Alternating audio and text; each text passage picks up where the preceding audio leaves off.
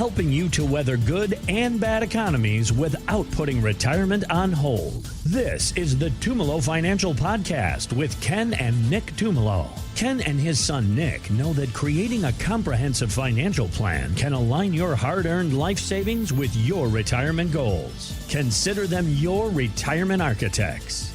Now, the Tumolo Financial Podcast with Ken and Nick Tumolo. All right, everybody, prepare yourselves. Nick's about to get up on his soapbox. The man's got thoughts about college football, and we're cracking open the can. Here goes. Here, lid off, worms everywhere. Because Alyssa graduated from Penn State. Is that right? Your wife? Correct. Okay. Yes. So it was at the beginning of the college football season. Penn State was ranked second in the nation. Cut to 7 games later, and the Nittany Lions are nowhere to be found in the top 25. Riots in the streets, our angry alumni pounding their fists. And that cost head coach James Franklin his job. But sports host Nick Costas is saying, hey, guys, you don't need to feel too bad for Coach Franklin. Everyone's killing James Franklin. Penn State loses 3 straight games. He just got fired, and everyone's taking shots. You know what I say? He just got a $49 million buyout. $49 million not to work. That's the best day of his life. I love my job. You give me $49 million. Peace out, everybody. What a great day for James. Not a bad day for James Franklin. The best day for James Franklin. $49 million to put your feet up. We should all be so lucky. That is the American dream. One does wonder how we could all get contracts as such to be a losing coach and get a $49 million paycheck in the meantime, guys. Yeah, and I mean, I really don't like the way that Nick even said that because, I mean, at a certain point, he wants to win a national title, that $49 million buyout that he got, which he might not even get the full thing because they have actually a duty to mitigate clause, so he actually has to go find a job. Oh, so they actually might even... Yeah, so a lot of people don't know that. He might not even get the $49 million from Penn State. It might be less than $20 million at the end of the day if he gets a really good job. How will he survive? Yeah, and I just don't like that the human element. Every time when something happens to these celebrities, and I'm a big proponent of trying to think of the human element of it. That's right. And he hates it. He hates that he lost his job. He hates that. I mean, the team, I feel like I got bamboozled this year with the team. Yeah. This team was supposed to win the national title this year or be one of the favorites, and they're just awful. And it was one of the worst teams I've ever seen for Penn State since I've been a fan for about 10 years since my wife went there. Welcome to the world of being a Hokie. Yeah. And hey, speaking of Hokies, James Franklin is actually linked to going to Virginia Tech, possibly. Oh, Lord, help me. I graduated from Virginia Tech. If you're new to the program, Nick and I have commiserated over our college football teams this year. And I still think he's a really good coach. So I think he'd actually help Virginia Tech because Virginia Tech hasn't been good. No, we haven't. And my heart does go. I said when they fired Coach Pry, I was like, listen, I do feel bad for the guy. Like, it was a nightmare, but no coach goes into the season wanting to fail. No. Yeah. Of course. And yeah, for him too, it's like it was time. He was there for 12 years. The team stagnated for the last 8 years or so. Yeah. And they haven't won a big game. And I went to the first game that they lost this year, the Oregon game back September 27th. And I saw that kind of saw the writing on the wall. Yeah, I did. Yeah. So it was unfortunate. Well, hopefully, most likely, Coach Franklin's going to land on his feet somewhere and carry on.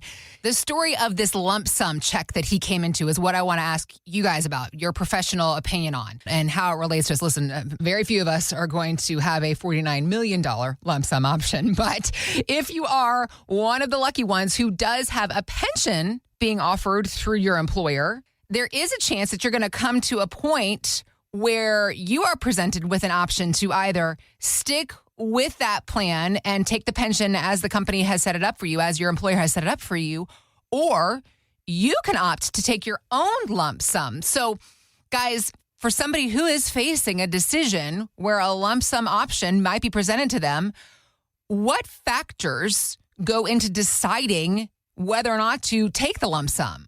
Yeah, the big thing, and this is where I really want to stress at the pension, Yeah. you only get one time to pick your option. It's not like Social Security where you can actually start. There's a start, stop, start method that you could actually do if you decided you didn't want it right now. Pension, you get one choice. So basically what happens is if you pick that choice, and you don't even know what the choices are. You're like, oh, this number looks good. Let's just go with this number. You can't go back. You can't go back 3 months, 3 years down the road and be like, oh, you know what? That choice probably should have been better for me. It's one and done with a pension option. That's it. You sign the paper and you can't ever go back. That's intense. Yep.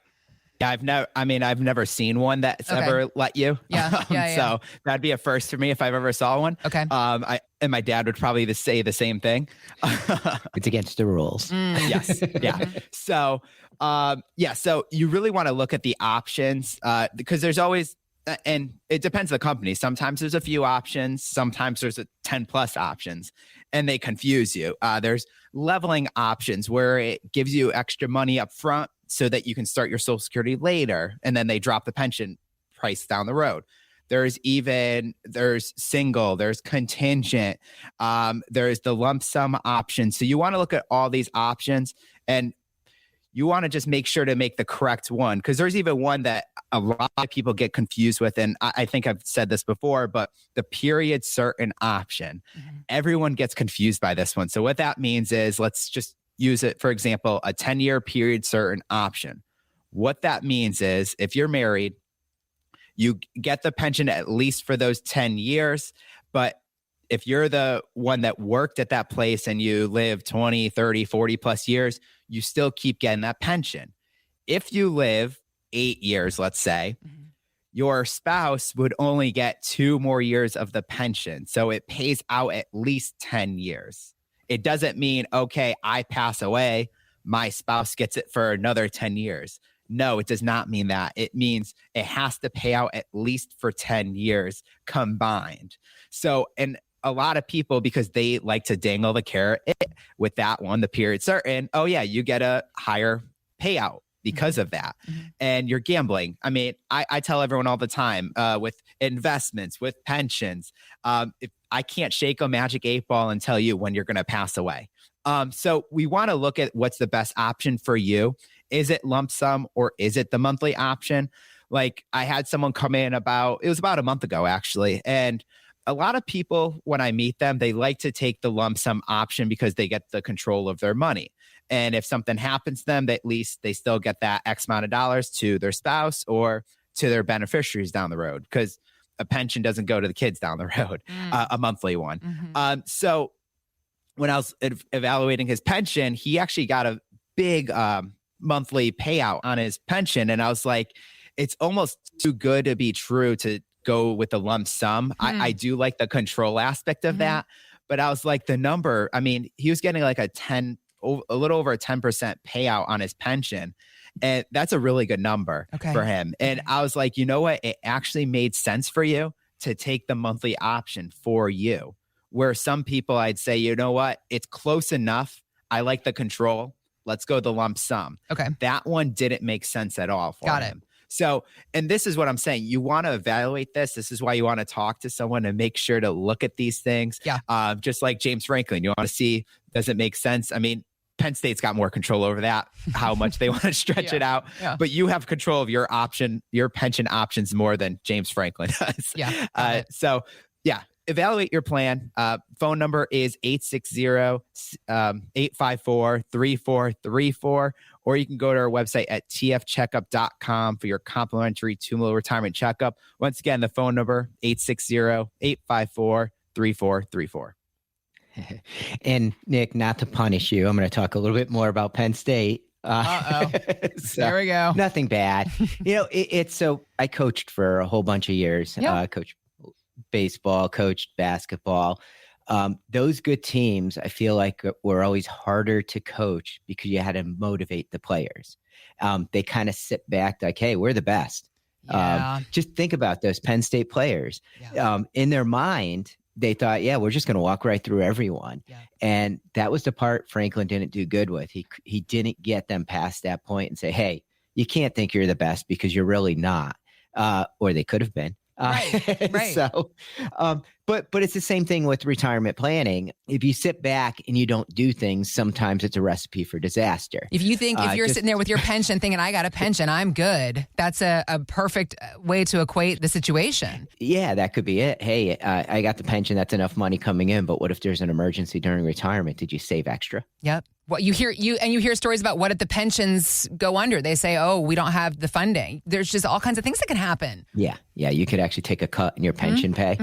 But the big thing that I always like to point out is you kind of got to plan for the worst. When we're running our retirement checkup for listeners, we run it at a low rate of return. And like it's sometimes people are like, well, no, I've made more than that the past 10 years. I'm like, I know you have, but if we run a report and pretend you keep making a high return all the way through retirement, you're going to succeed. But what if the market fails you? And then you're in trouble. Yeah. So we like to lean worst case in the planning. Yeah. We basically, and think of 08 and recently just Recently, a listener just became a client out in East Berlin, and their biggest fear when I was talking to them is they were a couple of years away from retirement, and they're like, "Hey, we want to start to get things in order," which is that's what they should be doing. Yeah. And but he brought up the fact that he always did the investing. His wife always paid the bills. They kind of shared responsibilities, and that's how it works for most clients. Kind of share responsibilities. Divide and conquer. Yeah.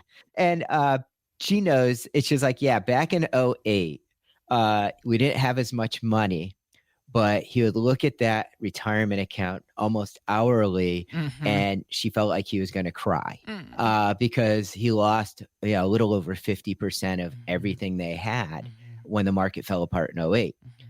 So their biggest fear, and things have built back over time. They actually did the right thing, continued to invest.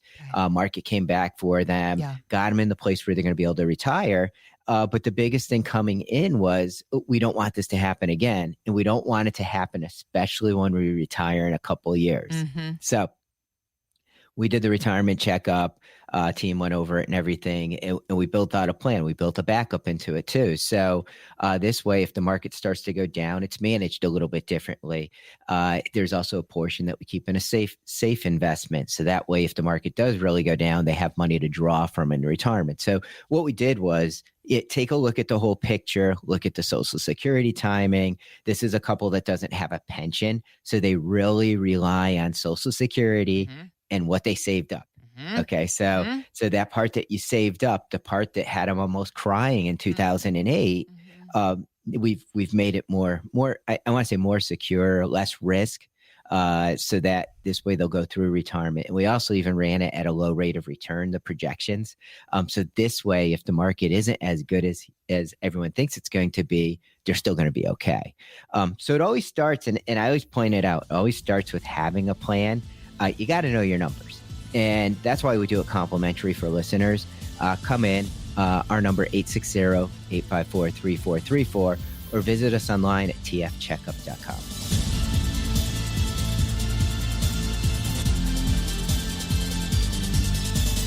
Investment advice offered through Tumolo Wealth Management, a Connecticut-registered investment advisor. Content contained herein should not be construed as an offer or solicitation for investment advice or for the purchase or sale of any security, insurance, or other investment product. Please consult with a qualified financial, tax, accounting, or legal professional before implementing any ideas or strategies discussed here.